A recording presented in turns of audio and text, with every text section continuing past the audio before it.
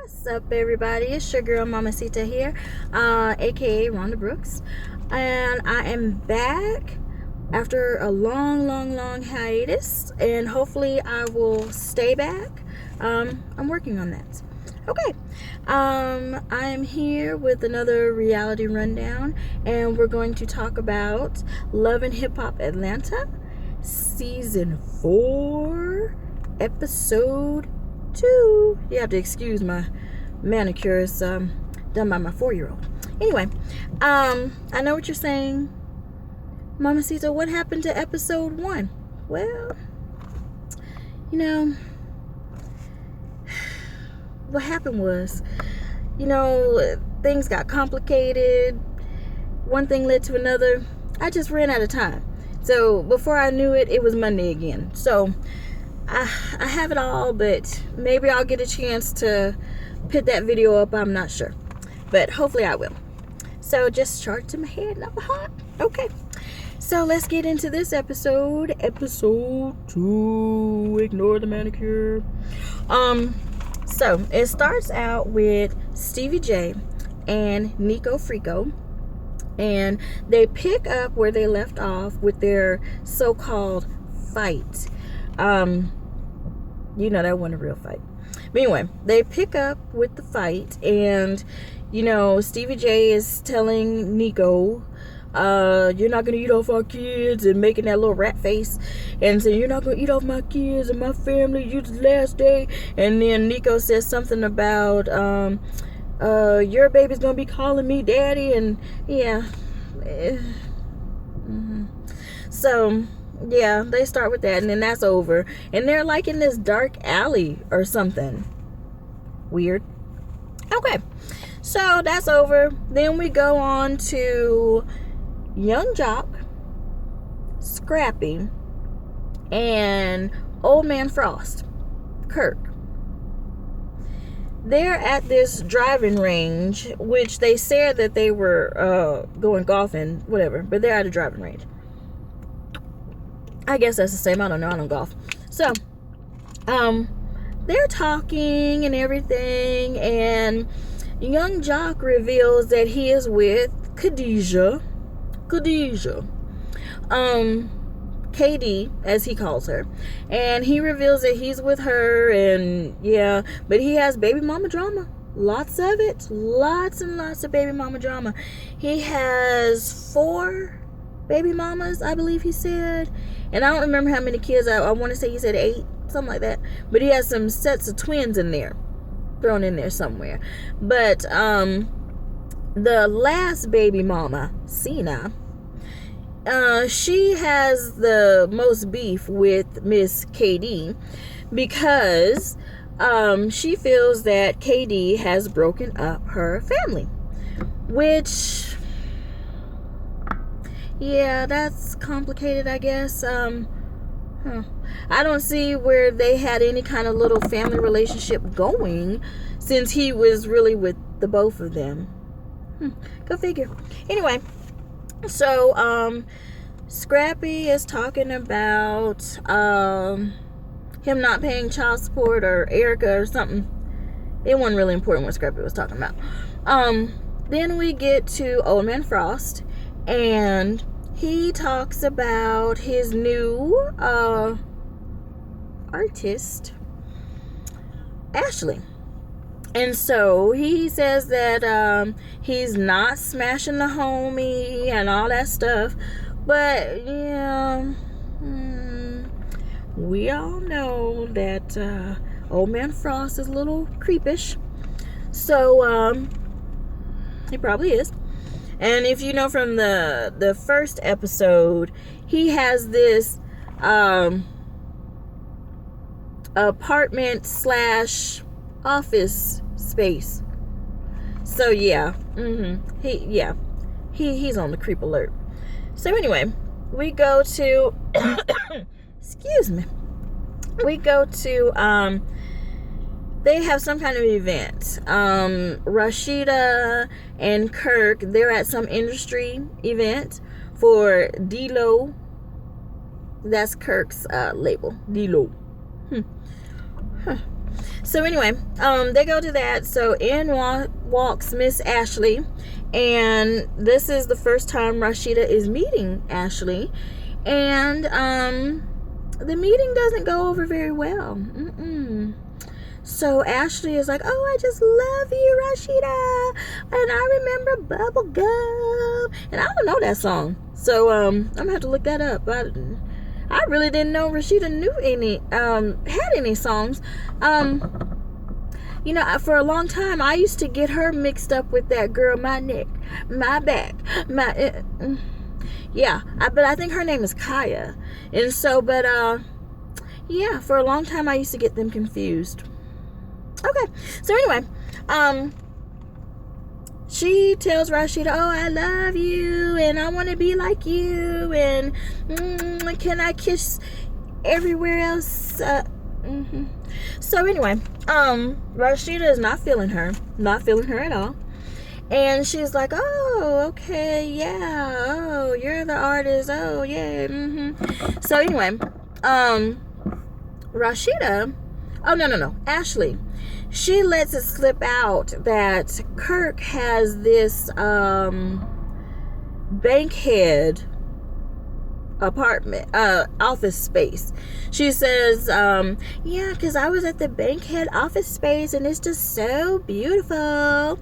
And Rashida's like, the what? The who? The what? What? And so, but you know, she plays it cool and everything. She's just like, oh, okay, yeah, that's great. So, yeah. So, of course, you know, that's another storyline. So, anyway, oh, yeah, go back to Kirk. He said that he is $250,000 in the hole. He said something about, he was trying to build a house or get a house, and his budget fell through, and so now he's $250,000 in the hole. Oh, that's my phone ringing. I'm gonna have to reject that. Sorry, Connie. Call you later. Yeah. So he's $250,000 in the hole or something like that. So yeah, that's why he can't get Rashida her storefront that she wants. But anyway, okay, moving on.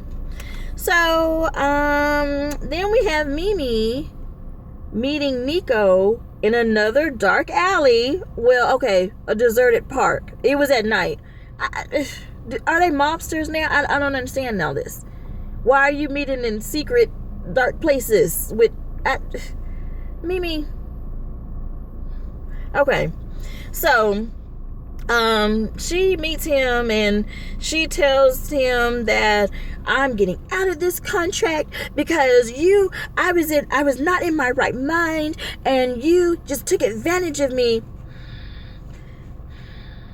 Mimi, I'm gonna need you to smarten up, Mimi. I'm gonna need you to do that because all right now. Meanwhile, he says something about, oh, so I didn't help with this book. I didn't find the writer, and Mimi says that she found him. Excuse me. Mimi said that he found the writer in a barbershop, something like that. So,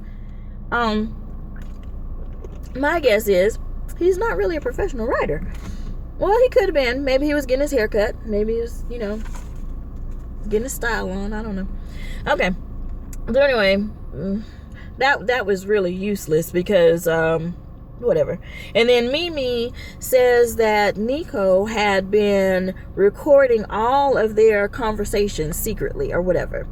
So Nikko is just I can tell that he's going to be the character to hate this season, because he's just doing some off the wall kind of unnecessary kind of stuff. Okay, so then we get to Stevie J.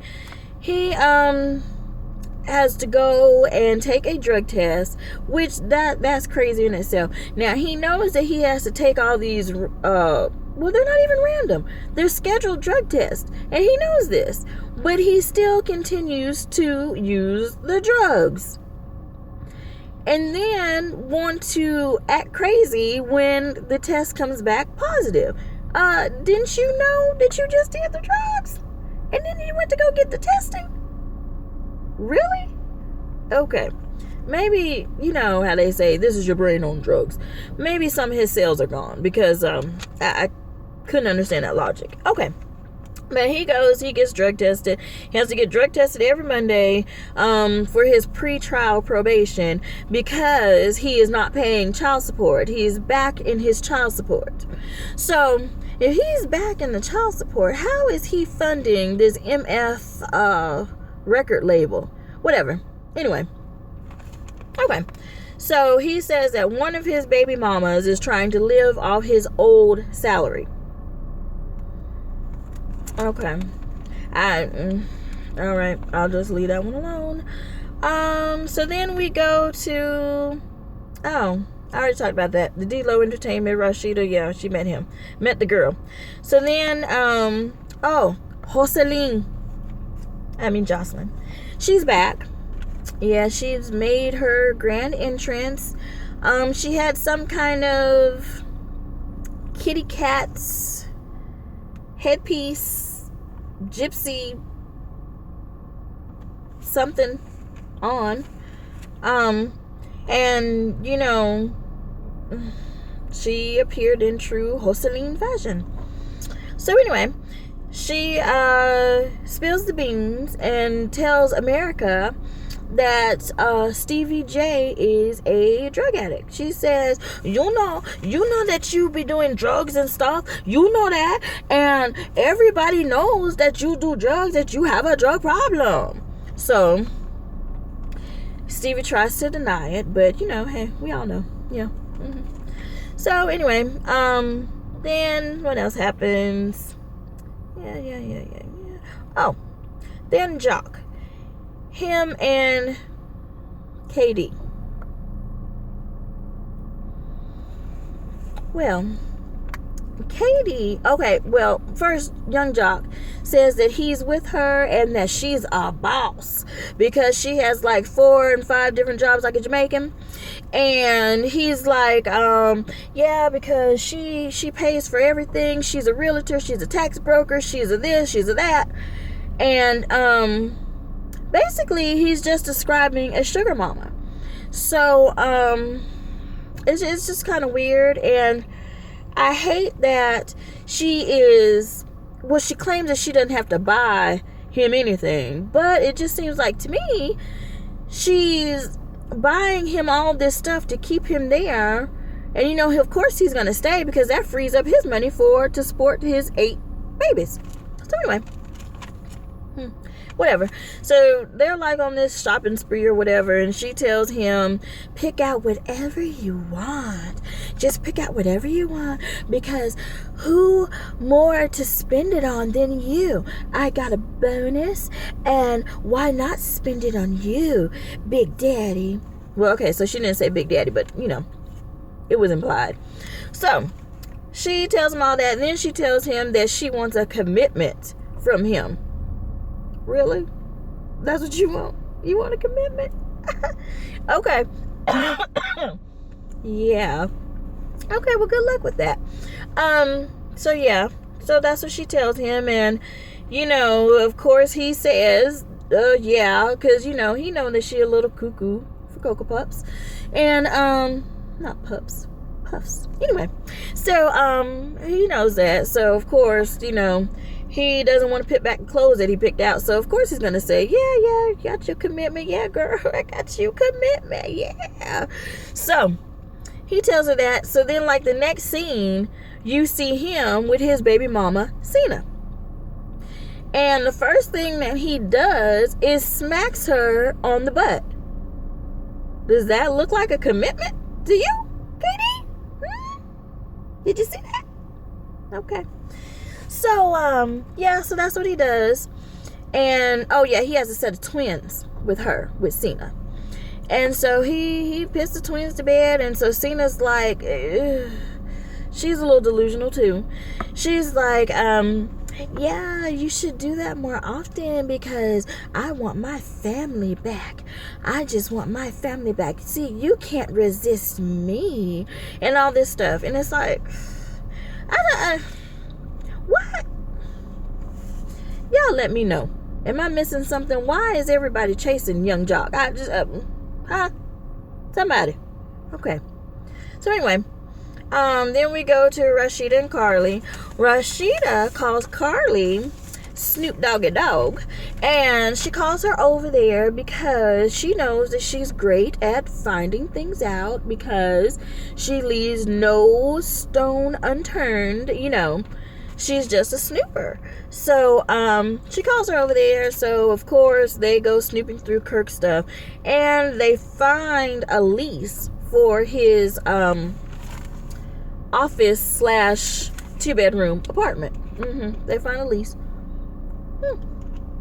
So Rashida realizes that her name is forged on the lease.